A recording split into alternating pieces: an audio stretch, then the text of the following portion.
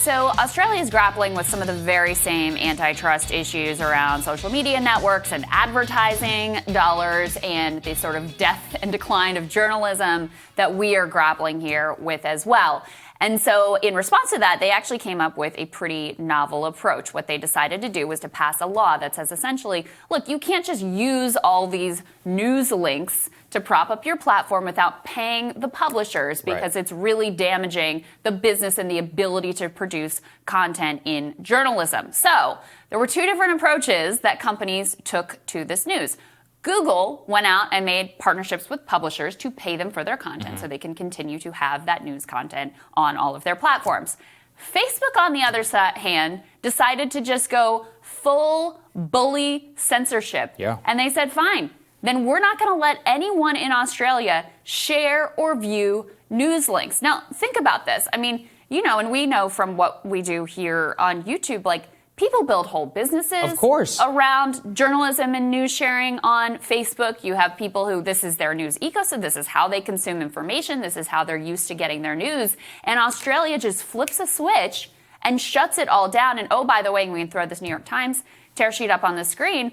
By the way, they took down way more than what they even indicated they were going to do. They took down pages for state health departments, emergency services, nonprofits providing information on domestic violence victims. Also, Saagar, it's my understanding, it doesn't just apply if you're in Australia. If you're here and you try to share an Australian news article, that is also going to be blocked. So they just basically blocked Australia. That's exactly right. And, you know, the most terrifying part is not just the news. It's like you said, we're talking about here, you know, the government organizations which use Facebook in order to distribute public health warnings on COVID, on the department, the Bureau of Meteorology in Australia, in Melbourne, is blocked, as in for weather updates. Australia, might remember, has some big weather problems, maybe not right now, but it possibly could. So the real question here is about power, and it's also about what exactly is going on here. Now, this is obviously a bid by Facebook to say, you know what, screw you. We're not going to offer you our services. And that has immense complications in a world where they basically have become the railway for so much of news consumption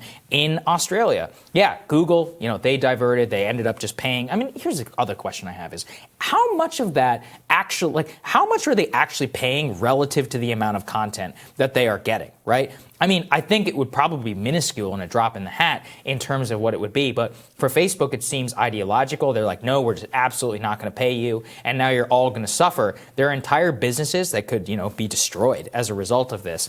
I do wonder, though, and this is the more interesting, you know, part of I've always wondered, which is that, what if we're all better off? What if by not posting news on Facebook that, like, people just calm down and that, you know, the algorithm doesn't agitate people in the same way? This is a great, actually, natural experiment. I'm very curious to see how it works in terms of political engagement and whether the internet is actually making us lose all of our minds. But I still think they have too much power, and I think this is bad. Right. Yeah. I mean, it is an interesting dynamic because Facebook is a total hellscape. Oh, so bad. Like the top Facebook pages in the U.S. are all like super depressing. There's so much like terrible boomer content and like lies and misinformation being spread around the platform. It actually is like, you know, we talked about Clubhouse earlier in your radar and how that's coming in for attack, and Parler comes into attack. Like, in terms of actual nefarious content being spread, Facebook is king. In terms of just terrible content. Facebook is definitely king. So on the one hand, you can say, like, maybe it's better if they just have less of a That's direct... what I was like, look, I don't support this, but, you know, I'm curious to see how it works out. That's how it's complicated because, look, the real problem is the power dynamic. That one individual can make such a rash move and really impact millions and millions of people to their detriment. Because I do really feel for the companies and the individual creators who have made their living and are depending on being able to share that content and create that content on Facebook. So to just pull the rug out from under them without a care, I think that is absolutely egregious. In the long run, is it better if we rely less on Facebook for news? Yeah, probably that is. Probably is. Yeah. Tomorrow on Rising, Team Rising All-Stars, Marshall Koslov, Michael Starr Hopkins, Rachel Bovard, Jennifer Holdsworth are all going to join us for panels.